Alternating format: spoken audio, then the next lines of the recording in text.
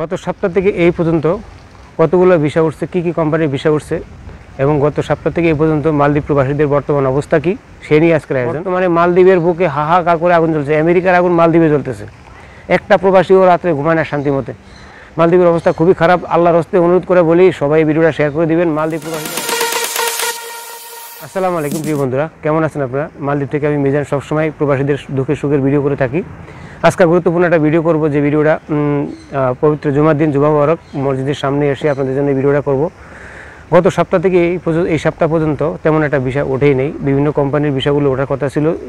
রবি এবং সোমবার এই দুই দিন কোনো ভিসাই ছাড়ে না। তারপরে কনস্ট্রাকশন কোম্পানি, বিভিন্ন রিসোর্ট ক্যাজুয়াল, বিভিন্ন কোম্পানির টুকটাক দুই একটা ভিসা উঠছে। যেরকম ছাড়ার কথা ছিল ওঠার কথা ছিল ওঠে নেই। হয়তো গত সপ্তাহে অনেকেরই ভিসা দিবে বলছে, ভিসা হয়তো অনেকে পান নাই, তার জন্য হয়তো মন খারাপ। আজকে ছিল এই ভিসার এই আপডেট।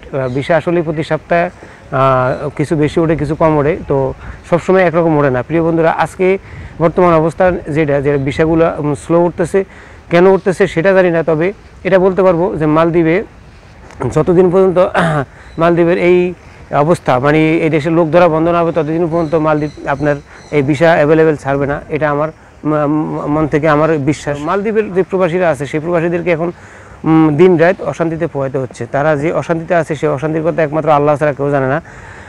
আজকেও ফারিদি মাহবু লোক ধরছে, ইমিগ্রেশন পুলিশে যে কোনো জায়গায় যেখানে যাকে পাচ্ছে তার আইডি কার্ড চেক করছে। প্রিয় বন্ধুরা, মালদ্বীপ যারা আছেন তাদের জন্য আজকে কিছু গুরুত্বপূর্ণ কথা বলে যাব।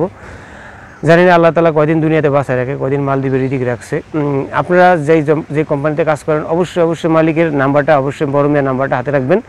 দুই নাম্বার হলো আপনাদের যে কোম্পানির নাম, কোন সাইটে কাজ করেন এগুলো মুখস্থ রাখবেন। অনেকে আছে কোম্পানির নামে আছে, কোম্পানির নামও জানে না, তারপরে কোম্পানির ডিটেলসও জানে না। তারা কিন্তু ইমিগ্রেশনের পুলিশের হাতে কিন্তু একদম ধরা পড়ে যাচ্ছেন।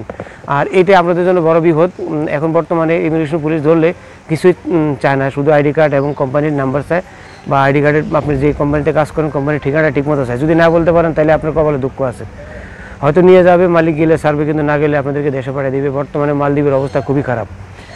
ডক্টর ইউনূস স্যার, আপনি বিশ্বের সব দেশেই যান, সব কিছু নিয়ে কথা বলেন। আপনার কাছে আমাদের বিশেষ অনুরোধ, আপনার কান পর্যন্ত কি আমাদের মালদ্বীপ প্রবাসীদের কান্না পৌঁছে না? মালদ্বীপ প্রবাসীরা খুবই কষ্টে আছে, তাদের অবস্থা খুবই খারাপ। দৈনিক শত লোক ধরতেছে মালদ্বীপ ইমিগ্রেশন এবং পুলিশ। বর্তমান সরকারের সাথে কথা বলে দ্রুত এই লোক ধরাটা বন্ধ করেন। বৈধ অবৈধ সবাইকে ধরছে। বৈধ লোক যারা আছে যারা ঠিকমতো কথা বলতে পারতেছে, কোম্পানির না বলতে পারছে তাদেরকে ছাড়ে, আর বাকি যারা আছে তাদেরকে নিয়ে যাচ্ছে। এইভাবে চলতে থাকলে মালদ্বীপ প্রবাসীদের যে হতভাগা গরিব প্রবাসীরা আছে তাদের কপালে এবং তাদের ফ্যামিলির কপালে মানে দুঃখ ছাড়ার কিছু নেই। বর্তমানে মালদ্বীপের বুকে হাহাকার করে আগুন জ্বলছে, আমেরিকার আগুন মালদ্বীপে জ্বলতেছে।